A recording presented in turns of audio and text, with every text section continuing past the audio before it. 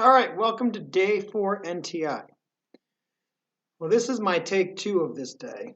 You obviously don't realize this, but apparently there's a limit on YouTube as to how long your videos can be. And this video was just shyly over 20 minutes. So I do need to do some things a little bit faster than maybe you would like, just to make sure this video fits into the time frame that I have. So let's get started. So yesterday's exit ticket, the answer for question number 1, which you should have noticed, was 1/4.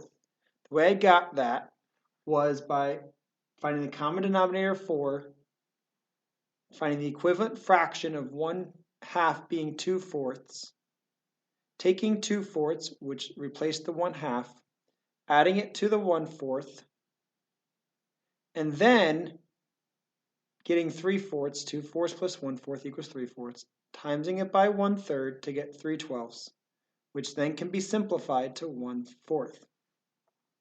Number 2, 2/5, I hope you paid attention to that subtraction symbol, minus 1/10, all times by 1/4. I found myself a common denominator of 10.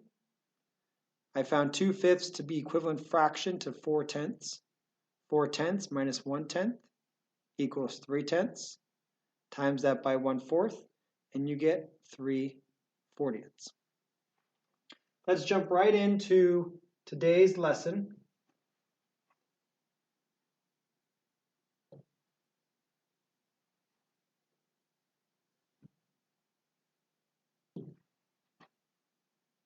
Day 4. So, for today, there are 2 types of problems that we are doing. Okay. The first problem is taking 17, a whole number, timesing it by a fraction. All right. To do that, you take your whole number times your numerator all over your denominator. Now, some of us are saying, well, Mr. Brislin, I thought you do numerator times numerator, denominator times denominator. This doesn't have a denominator.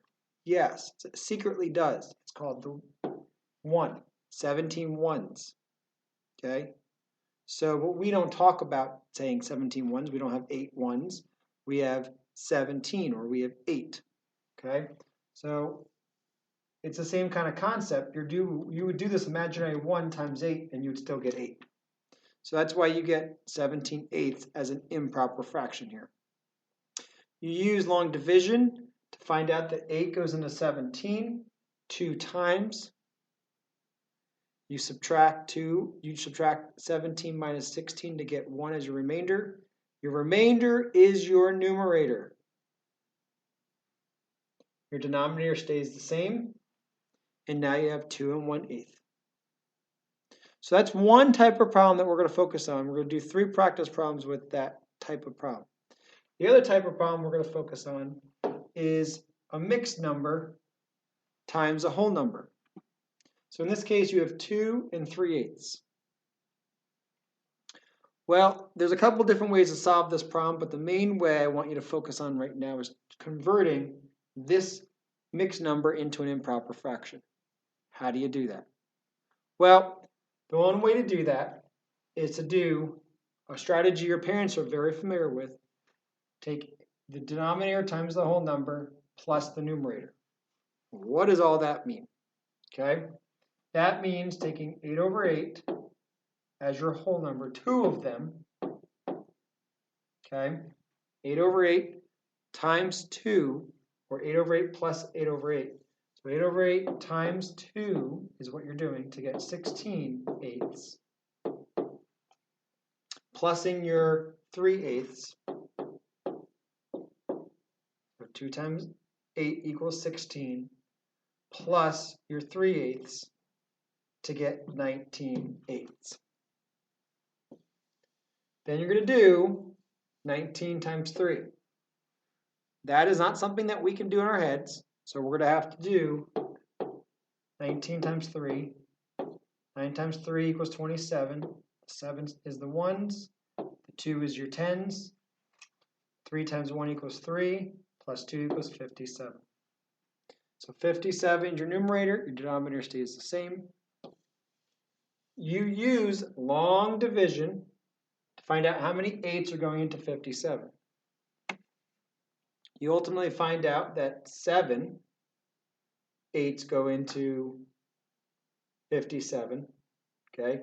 You don't know this off the top of your head, you should write down your multiplication facts, right? 57 minus 56 gives you 1 as your numerator, your remainder is your numerator, so 7 1/8 is your answer for that type of problem. Okay, we are now going to move on to some practice problems, okay? First practice problem I'd like you to solve is 6 times 1/4.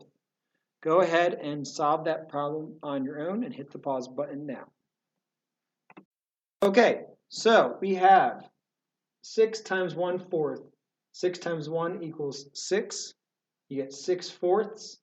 You use long division to find out how many 4s go into 6. 1 goes in. You get a remainder of 2 when you do that.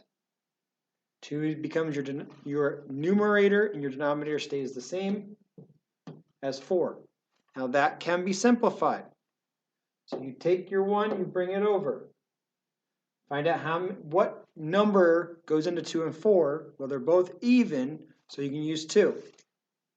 2 divided by 2, 4 divided by 2, you get 1/2. So your answer is not 1/2, but 1 1/2. Now go ahead and take 9 times 1/4. And please solve that now by hitting the pause button. Okay, 9 times 1/4. So you have 9 times 1, your numerator, gives you 9/4, which then you use long division to find out how many 4s go into 9. 2 times 4 equals 8. You subtract and you get 1. 1 being your numerator, 2 1/4 is your answer. Okay, problem number 3, 12 times 1/4. Go ahead and solve that problem. Hit the pause button. Okay, so 12 times 1/5. I hope did I say 12 times 1/4 last time? I don't know. 12 times 1/5. 12 times 1 equals 12. Denominator stays the same because remember that secret 1's underneath there. Okay. 12 over 5, 12/5. 5 goes into 12 2 times. You get 10 when it goes in 2 times. You subtract and you get a remainder of 2. That becomes your numerator. So 2 2/5 is your answer. All right, so now we're going to go to our next 3 problems. Go ahead and solve 1 2/3 times 2. Don't forget to turn this into an improper fraction first. Go ahead and do that now by hitting the pause button. Okay, so we have 1 2/3. I'm going to take that 1 and turn it into 3/3, which is also known as 1. Okay, plus the 2/3, which gives you 5/3. Why am I using 3, you ask? It's because the denominator is 3. So 5/3, now we're going to times that by 2 wholes. Okay, when I do that, I get 10/3. The rest is just like we were doing for the last 3 problems. Now I'm going to find out how many 3's go into 10. 3 3's go into 10 with a remainder of 1 left over, and now you get 3 1/3.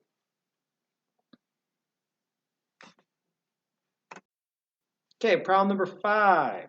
2 3/4 times 3. Go ahead and solve that problem now by hitting the pause button.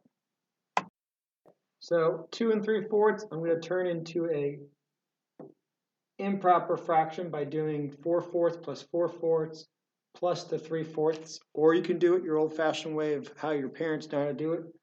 4 times 2 equals 8 plus 3 equals 11, which therefore gives you your 11/4 right here.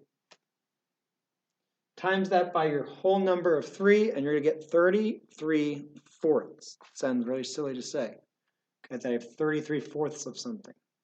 Well, that's why we don't do that. We turn our improper fractions into mixed numbers. Can't leave it like that. And some of you may be making that mistake of leaving your answers improper. So 4 goes into 33.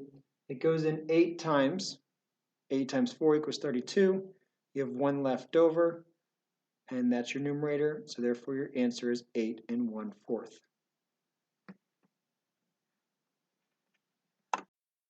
All right, so our last problem. You're looking at the time like, wow, Mr. Brisbane, you're really flying through this. You said it took you over 20 minutes last time? Well, I guess I must have been doing too much talking or something. Okay, so our last problem before our exit ticket. So 3 5/6 times 4. Turn that 3 5/6 into an improper and times it by 4. It might take you a few extra steps, and it might take you a little bit longer to solve this one. Be cautious of your multiplication fluency. Hit the pause button now. Okay, so few things we need to do here. Okay, turn that 3 into an improper. So I can do 6 times 3. That's what I'm doing, 6 times 3. Okay, your parents would do it, which would give you 18/6 plus 5, which is the 5/6 to give you 23/6. 23/6 times your whole number. Some of us may forget that we're not done when we get 23/6, that we need to times it by your whole number. So you might want to keep visually checking, did I do everything in the expression? Okay, because I know when we first learned this, a lot of students were stopping right here and turning that into a mixed number and saying, wait a second, that's the same thing as that. And you were just giving that as your answer. Okay, let's look over our work and make sure we're solving the whole problem. So 23/6 times 4, big number. So I'm going to take 23 times it by 4, my whole number, my numerator times my whole number. 3 times 4 equals 12, leave the 2, carry the 10. 1 is the 10. 2 times 4 equals 8, plus 1, or plus 10, equals 9. So 92 is my numerator, all over 6. So 6 goes into 92. Well, 6 goes into 9 one time. I get 6. 9 minus 6 gives you 3. I bring down, remember, long division. Divide, multiply, subtract, bring down. Okay? Bring down the 2, and I get 6 going to 32. How many times? 5 times. How'd you know that, Mr. Brisland? Well, if you don't know 6 goes into 32 5 times, and you're going to get 30, okay, right here, then that means we need to work on your multiplication facts, okay? And write your facts down in these types of problems. I get a remainder of 2. 6 can't go into 2, it's your remainder, okay? That's your numerator then. And your denominator stays the same. So 15 and 2/6, you can't leave it like this. It can be simplified. Bring your 15, reduce the 2/6. Well, 6 and 2 can both go in. 2 can go into both 2 and 6. And I'm going to get 1/3. Therefore, getting an answer of 15 1/3. So your 2 exit ticket questions are this: 8 times 1/3 and 3 1/3 times 4. Okay, go ahead and solve those and finish the rest of your subjects for day 4 NTI. And have a wonderful weekend, and we'll see you back here on Monday.